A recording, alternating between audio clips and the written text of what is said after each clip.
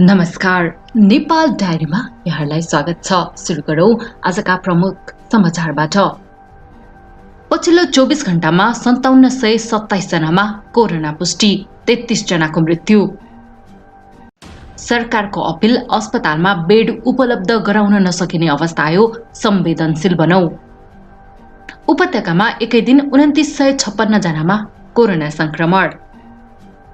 ICU र ventilator तत्काल व्यवस्था गर्न सरकारसँग देउबाको विशेष अपिल। लुम्बिनीमा शंकर पोखरेललाई सघाउने जसपाका 4 संसद पार्टी विरुद्ध अदालतमा। फुटको संघर्षमा जसपा प्रधानमन्त्री ओलीलाई जोगाउने कि हटाउने। ओली सरकार विरुद्ध कांग्रेस र माओवादीलाई समर्थन गर्ने उपेन्द्र बाबुरामको तयारी। कांग्रेस सभापति देउबा भन्छन् ओलीलाई सरकारबाट हटाउने विकल्प देखिएकै छैन। मनाङ्गे सत्तारूढ प्रणालीमाथि प्रश्न, रमाइला किस्सा र व्यङ्ग्य। गण्डकी प्रदेशका 3 विपक्षी दलद्वारा सुरक्षाको माग। सभापति देउबा भन्छन् एमसीसी बारे भ्रम फैलियो, अमेरिकन सेना नेपाल आउँदैन। नेपाल र भारत बीचका 22 नाका बन्द गरिने। इजरायलमा भागदौड मचिँदा कम्तीमा पनि 45 जनाको मृत्यु। यो सँगै अब सुरु गरौं समाचार विस्तारमा।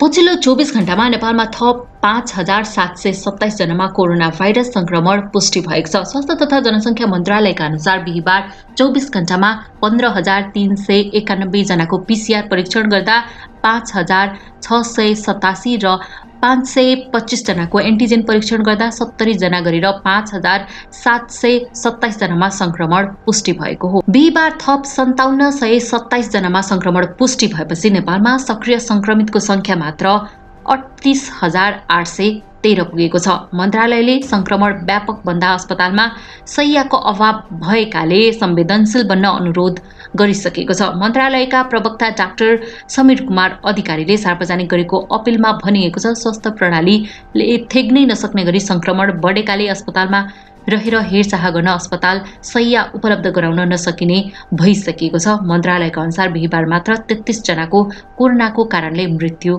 भएको छ। 24 घण्टामा काठमाडौँ उपत्यकामा मात्र करिब 3000 मा कोरोना भाइरस कोभिड-19 संक्रमण पुष्टि भएको छ। स्वास्थ्य तथा जनसङ्ख्या मन्त्रालयका अनुसार उपत्यकाका 3 जिल्लामा मात्र 24 घण्टामा करिब 3000 संक्रमण पुष्टि भएको हो। मन्त्रालयका अनुसार काठमाडौँमा 2404, भक्तपुरमा 133 र ललितपुरमा 419 गरेर 2956 जनामा संक्रमण पुष्टि भएको हो। देशभर 5727 जनामा संक्रमण पुष्टि हुँदा उपत्यकामा मात्र आधा बढीमा संक्रमण देखिएको हो। 24 घण्टामा 33 जनाको मृत्यु भएको छ। बिहीबार 24 घण्टामा 35 जनाको मृत्यु भएको थियो। मन्त्रालयका अनुसार बागमती प्रदेशमा मात्र होम आइसोलेसनमा 18233 जना रहेका छन्। संस्थागत आइसोलेसनमा 10063 जना रहेका छन्। आईसीयूमा 144 जनाको उपचार भइरहेको छ भने भेन्टिलेटरमा 72 जना छन्। पछिल्लो दिनमा नेपालमा संक्रमण व्यापक बन्दै गएको छ। सरकारले उपत्यकासहित विभिन्न 22 जिल्लामा रोकथाम तथा नियन्त्रणका लागि निषेधाज्ञा जारी गरेको छ। कांग्रेसका सभापति शेरबहादुर देउबाले कोरोना संक्रमण व्यापक बढेको भन्दै आईसीयू र भेन्टिलेटरको व्यवस्था मिलाउन सरकारसँग आग्रह गरेका छन्। शुक्रबार निजी निवास बुढानीलकण्ठमा आयोजित पत्रकार सम्मेलनमा बोल्दै देउबाले सरकारसँग यस्तो आग्रह गरेका हुन्। संक्रमण व्यापक भएको अवस्थामा आईसीयू र भेन्टिलेटर बढेको अभावका समाचार आइरहेको भन्दै देउबाले यसतर्फ विशेष ध्यान दिन सरकारलाई आग्रह गरेका हुन्। देउबाले सरकारलाई अक्सिजन आपूर्ति तत्काल अगाडि बढाउन समेत भनेका छन्। अत्यावश्यक अक्सिजन भेन्टिलेटरको आपूर्ति तत्काल सुनिश्चित गरियोस्, देउबाले भने। आईसीयू बेड, आवश्यक औषधिको तत्काल व्यवस्था गरियोस्। सभापति देउबाले भारत र अन्य देशबाट आएकाको कन्ट्याक्ट ट्रेसिङ समेत विशेष ध्यान दिनुपर्नेमा जोड दिएका छन्। उनले सीमा नाकामा चेक जाँच र परीक्षणमा कडाई गर्नुपर्ने, होल्डिङ सेन्टरको व्यवस्थापन गर्नुपर्नेमा जोड दिएका छन्। उनले उपत्यकामा लकडाउन भए पनि 2 दिनको अवधिमा उपत्यकाबाट गाउँ गाउँमा मानिस पुगेकाले सबैलाई सुरक्षित हुन अनुरोध गरेका छन्। उनले संक्रमण रोकथाम तथा नियन्त्रणका लागि खोपको आपूर्तिलाई सहज बनाउन समेत आग्रह गरेका छन्। जनता समाजवादी पार्टीबाट बर्खास्त भएका लुम्बिनी प्रदेशका 4 संसदहरू पार्टी विरुद्ध रिट दायर गर्न सर्वोच्च अदालत पुगेका छन्। जसपाका संसद विजय बहादुर यादव, कल्पना पाण्डे, सन्तोष कुमार पाण्डे र सुमन शर्मा रायमाझीले आफ्नै पार्टी विरुद्ध रिट दायर गर्न लागेका हुन्। पार्टीको निर्णय विपरीत लुम्बिनीका मुख्यमन्त्री शङ्कर पोखरेल नेतृत्वको सरकारमा मन्त्री बनेपछि उनीहरूलाई जसपाले कारबाही गरेको थियो। पदमुक्त भएपछि उनीहरू पार्टी र प्रदेश सभाले अन्याय गरेको भन्दै सर्वोच्च अदालत पुगेका हुन्। मुख्यमन्त्री शङ्कर पोखरेलले जवाफका तीनै 4 संसदको मतको सहयोगमा आफ्नो सरकार टिकाएका थिए। यद्यपि यस विषयलाई लिएर जसपाका शीर्ष नेताहरूबीच पनि एकमत हुन सकेको छैन। फागुन 23 गते सर्वोच्च अदालतले नेकपा एमाले र माओवादी केन्द्रलाई पूर्ववत रूपमा बिउताएपछि सत्ता राजनीतिमा जनता समाजवादी पार्टी जसपाको मौका आएको भन्ने विश्लेषण गरिएको थियो। तर यसलाई जोगाउन नसक्दा जसपा फुटको सङ्कटमा पुगेको छ। प्रधानमन्त्री केपी शर्मा ओलीको सरकारलाई समर्थन गर्ने कि विपक्षसँग मिलेर गठबन्धन सरकार बनाउने भन्ने केन्द्रको विवाद जब जसपाको प्रदेश तहमा समेत सरेको छ। 7 मध्ये 4 वटा प्रदेशमा प्रधानमन्त्री ओली निकट मुख्यमन्त्री रहेका छन्। सुदूरपश्चिम र कर्णाली प्रदेशमा माओवादी केन्द्र र प्रदेश 2 मा जसपाका मुख्यमन्त्री छन्। जसपाको एक पक्ष ओली निकटका मुख्यमन्त्री समेत जोगाउनका लागि परेका छन् भने अर्को पक्ष प्रधानमन्त्री ओलीको प्रतिनिधि सभा विघटन गर्ने कदमलाई समर्थन गरेका मुख्यमन्त्रीलाई पनि हटाउनुपर्छ भन्ने पक्षमा छन्। ओलीलाई समर्थन गर्ने एक पक्ष र अर्को समर्थन गर्नु हुँदैन भन्ने पक्ष आआफ्ना अडानमा रहँदा जसपा फुटको नजिक पुगेको छ। 2077 वैशाख जेठ गते समाजवादी पार्टी र राष्ट्रिय जनता पार्टी नेपाल मिलेर जसपा नेपाल स्थापना भएको थियो। तर एकताको 1 वर्ष नबित्दै जसपा फुटको सङ्घारमा पुगेको हो। 2077 वैशाख 8 गते प्रधानमन्त्री ओलीले राजनीतिक दल सम्बन्धी अध्यादेश ल्याएपछि वैशाख 10 गते दुवै पार्टी तरङ्गित भएर रातारात पार्टी एकता गरेका थिए। प्रधानमन्त्री ओलीले राष्ट्रिय जनता पार्टी र समाजवादी पार्टी फुटाउन खोजेको भन्दै दुवै दलले तत्काल एकता गरेका थिए। तर अहिले ओलीकै कारण फेरि जसपाको एकता सङ्कटमा परेको छ।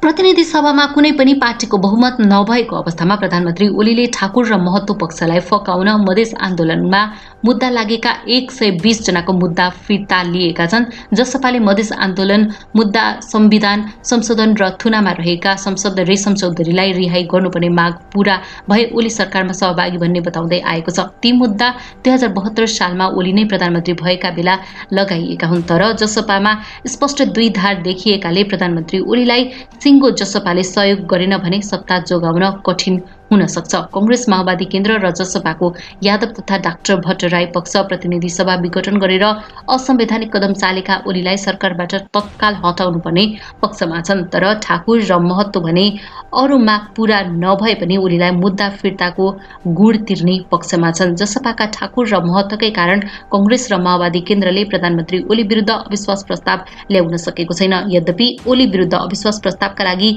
अध्यक्ष यादव पक्षले पार्टीको बहुमत संसदहरूको हस्ताक्षर जुटाएको बताइएको छ। नेपाली कांग्रेसका सभापति शेरबहादुर देउवाले नयाँ सरकार गठनका लागि संख्या नपुगेको बताएका छन्। शुक्रबार आफ्नै निवासबाट नीलकण्ठमा पत्रकार सम्मेलनमा बोल्दै सभापति देउवाले केपी शर्मा ओलीलाई सरकारबाट हटाउने विकल्प नदेखिएको बताएका हुन्। कांग्रेसको नेतृत्वमा सरकार बनाउने निर्णय त भएकै छ नि, तर यहाँ त संख्या पुग्नुपर्छ। संख्या नपुगी चाहेर मात्र हुँदैन। उनले भने अहिलेसम्म ओलीलाई सरकारबाट हटाउने विकल्प बनेकै देखिएकै छैन। सभापति देउवाले माओवादी केन्द्रले सरकारलाई दिएको समर्थन फिर्ता नलिएको र जनता समाजवादी पार्टीले निर्णय नदिएकाले समस्या भएको बताएका छन्। हामीसँग संख्या पुग्दैन, यो सत्य हो। माओवादीले समर्थन फिर्ता लिएको छैन, जसपाले अहिलेसम्म निर्णय गरेकै छैन। उनले भने पूर्व प्रधानमन्त्री समेत रहेका सभापति देउवाले संसदमा अविश्वासको प्रस्तावको संख्या नपुगेकै कारण समस्या उत्पन्न भएको बताएका छन्। गण्डकी प्रदेशका मुख्यमन्त्री पृथ्वी सुब्बा गुरुङ विरुद्ध आएको अविश्वासको प्रस्तावपछि त्यहाँको राजनीतिमा नयाँ तरङ्ग देखिएको छ। बुधबार अविश्वासको प्रस्तावमा मतदान हुन तयारी भइरहेका बेला मनाङबाट स्वतन्त्र उम्मेद्वारका रूपमा प्रवेश भएका संसद प्रदेशसभा संसद जितेका दीपक मनाङ्गे एकाएक गायब भए। जनमोर्चाका सांसद खेम विक्रम शाहीलाई 81 कोरोना लाग्यो, उनी आइसियुमा नै भर्ना भए। गायब भएका दीपक मनाङ्गे नामले चिनिने राजीव गुरुङलाई भोलिपल्टै मन्त्री पद मिल्यो। गुन्डा नायकका रूपमा परिचय बनाएका र आपराधिक पृष्ठभूमि भएका मनाङ्गे मन्त्री भएपछि एकाएक देशभर सञ्चार माध्यम र सामाजिक सञ्जालमा मनाङ्गेमय बन्यो। मनाङ्गे प्रदेश सरकारको मन्त्री भएपछि सामाजिक सञ्जालमा थरीथरीका प्रतिक्रिया आए र आइरहेका छन्। धेरैले सत्तारूढ दल एमालेको आलोचना पनि गरे। एमालेकै माधव नेपाल पक्षका नेता कार्यकर्ताहरूले समेत मनाङ्गेलाई मन्त्री बनाउने कामको तीव्र आलोचना गरिरहेका छन्। अहिले उनको बचाउमा अभिव्यक्ति दिइरहेका छन्। कानुन बमोजिम चुनाव जितेर आएकाले कानुन अनुसार मन्त्री किन बन्न नपाउने भन्ने तर्क एक थरीको छ। अब देशको राजनीतिमा नैतिकता खरानी भएको ठहर धेरैले गरेका छन्। धेरैले व्यङ्ग्य गर्दै मनाङ्गे मन्त्री भएपछि सुखी नेपाली समृद्ध नेपालको नाराले सार्थकता पाएको भनेका छन्। अब देश समाजवाद साम्यवादमा पुग्ने दिन धेरै टाढा नभएको भनेर झटारो हान्ने पनि थुप्रै छन्। अहिले नभएर उनलाई संसद बनाउने बेलामै प्रश्न गर्नुपर्ने तर्क पनि धेरैको छ। अहिले राजनीतिको केन्द्रमा रहेका सत्तामा रहेका नेताहरू पनि ज्यान मुद्दा खेपिरहेका, ज्यान मुद्दामा जेल बसेकाहरू भएकाले मनाङ्गे मन्त्री बन्नु कुनै नौलो कुरा हो र भन्दै प्रश्न गर्नेहरू पनि धेरै छन्। रमाइला किस्सा बनेर मनाङ्गेको सत्तारोहणप्रति प्रतिक्रिया जनाउनेहरू पनि थुप्रै छन्। गण्डकी प्रदेश सभामा मुख्यमन्त्री विरुद्ध अविश्वासको प्रस्ताव दर्ता गराउने 3 दलले सुरक्षाको माग गरिरहेका छन्। नेपाली कांग्रेस, नेकपा माओवादी केन्द्र र जनता समाजवादी पार्टीले संयुक्त वक्तव्य जारी गर्दै सुरक्षाको माग गरेका हुन्। विज्ञप्तिमा प्रदेश सभा सदस्यलाई धम्की र प्रलोभन दिने गरी व्यक्ति र समूहलाई कानूनको कठघरामा ल्याई सभामुख र प्रदेश सभामा अविश्वास प्रस्तावका पक्षधर सांसदहरूको सुरक्षाको सुनिश्चितता गर्न माग गरेका छन्। कांग्रेस संसदीय दलका नेता कृष्णचन्द्र नेपाली पोखरेल, माओवादी केन्द्रका संसदीय दलका नेता हरिबहादुर चुमान र जसपा संसदीय दलका नेता हरिचरण आचार्यद्वारा हस्ताक्षरित विज्ञप्तिमा पछिल्लो घटनाक्रमबारे आधिकारिक धारणा समेत व्यक्त गरेका छन्। दलहरूले प्रदेशसभा सदस्य खिम विक्रम शाहीको पीसीआर रिपोर्टको छानबिन गरी प्रयोगशालाको विश्वसनीयता जाँच गर्न माग गर्दै चरक अस्पतालको सीसीटीभी हार्डवेयरको जाँच गरी सम्पूर्ण फुटेज सार्वजनिक गर्न पनि माग गरेका छन्। प्रमुख प्रतिपक्षी दल नेपाली कांग्रेसका सभापति शेरबहादुर देउवाले एमसीसी बारे भ्रम फैलाएको बताएका छन्। बुढा नीलकण्ठ स्थित आफ्नै निवासमा शुक्रबार पत्रकार सम्मेलन गरेर सभापति देउवाले एमसीसी बारे भ्रम फैलाएको भ्रममा नपर्न आग्रह गरेका छन्। एमसीसी सम्झौता कार्यान्वयन भएमा अमेरिकन सेना नेपाल आउने भन्ने कुरा गलत रहेको र ब्याग तिर्नु नपर्ने सहयोग गरेको भन्दै सभापति देउवाले भने यो सित्तैमा दिएको अनुदान हो, ब्याज तिर्नु पनि पर्दैन, तर हरेक भ्रम फैलिरहेको छ। अमेरिकी सेना आउँछ भनेर कसले आउन दिन्छ नेपालमा अमेरिकी सेना?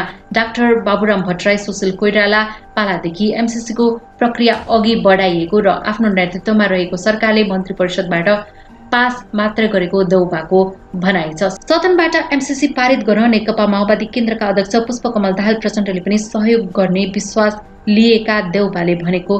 देउवाले सत्ता समीकरणका विषयमा एमसीसी बारे बाहिर आए जस्तो प्रचण्डसँग आफ्नो कुनै सहमति नभएको जिकिर गरे। वैकल्पिक सरकार निर्माणमा आफूहरू पर्याप्त संख्या नपुगेकाले थाती राखेको भन्दै उनले भने सरकार बनाउन त बहुमत चाहियो नि, जसपाले निर्णय गरेको छैन, हामीसँग बहुमत छैन, के गर्ने? नेपाल र भारत बीचका 22 वटा नाका बन्द हुने भएका छन्। शुक्रबार सिंहदरबारमा बसेको कोभिड-19 संकट व्यवस्थापन केन्द्र सीसीएमसी को बैठकले नेपाल र भारत बीचका 35 नाका मध्ये 22 वटा नाका बन्द गर्ने र 13 वटा मात्र आवत जावत गर्न पाइने निर्णय गरेको बैठकमा सहभागी एक सदस्यले जानकारी दिएका छन्। काकरभिट्टा, जोगमनी, पशुपतिनगर, भिट्टामोड, गौर, वीरगञ्ज, बेलोरिया, कृष्णनगर, जमुनिया, झुलघाट र कोलुघाट, गौरीफन्का र गड्डाचौकी नाका मात्र खुल्ला रहने र खुल्ला रहेका नाकामा होल्डिङ सेन्टरहरू बनाइनेछ। बैठकले निषेधाज्ञालाई कडाइका साथ लागू गर्ने र सरकारी कार्यालय पनि 1/4 कर्मचारी उपस्थित हुने गरी मात्र सञ्चालनमा ल्याउने निर्णय गरेको छ। बैठकले संघीय मन्त्रीहरूलाई प्रदेशसँग समन्वय गर्न सिफारिस गरेको छ। साथै उद्योगहरूले मजदुर कर्मचारीलाई उद्योग परिसरमै राख्नुपर्ने निर्णय गरेको छ भने सार्वजनिक निर्माण कार्यहरू रोक्न पनि भनेको छ। बैठकले निजी अस्पताललाई कोभिड अस्पतालका रूपमा सञ्चालनका लागि तयारी थाल्न निर्णय पनि गरेको एक सदस्यले जानकारी दिए। इजरायलमा धार्मिक कार्यक्रम मनाउन निस्किएका 10,000 बीच भागदौड मचिँदा कम्तीमा पनि 45 जनाको मृत्यु भएको छ। लाग बाउमेर नामक धार्मिक कार्यक्रम मनाउन बिहीबार राति हजारौं मानिस उत्तर पूर्व इजरायल स्थित माउन्ट मेरोनमा पुगेका थिए। त्यसै क्रममा भागदौड मचिँदा कम्तीमा पनि 45 जनाले ज्यान गुमाएको समाचार संस्था एपीले शुक्रबार जनाएको छ। त्यसमा परि करिब 150 जना घाइते समेत भएका छन्। यसलाई इजरायलको सबैभन्दा घातक नागरिक प्रकोप मानिएको छ। ठूलो संख्यामा मानिसहरू साँघुरो सुरुङबाट प्रवेश गरेपछि भागदौड मचिएको हो। भागदौड मचिएको भिडियो पनि सार्वजनिक भएका छन्। त्यसै क्रममा मानिस एक अर्कामाथि लड्न थालेका थिए। इजरायली सरकारले कोरोना भाइरसको महामारी नियन्त्रण गर्न लगाएका सबै खाले प्रतिबन्धहरू हटिएपछि इजरायली जनता लाग बाउमेर मनाउन निस्किएका थिए।